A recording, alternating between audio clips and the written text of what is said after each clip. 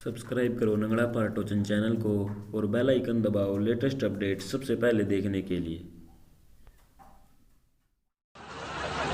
ਇੱਥੇ ਰੱਖ ਇਹੋ ਜਿਹੇ ਬੰਦੇ ਹੁੰਦੇ ਨਾਜ਼ਰੀਨ ਜਿਹੜੇ ਆਪਣੀ ਕੰਧ ਢਾਉਣ ਦੇ ਨਾਲ ਦਿਆਂ ਦਾ ਕਮਰਾ ਵੀ ਛਿੜ ਦਿੰਦੇ।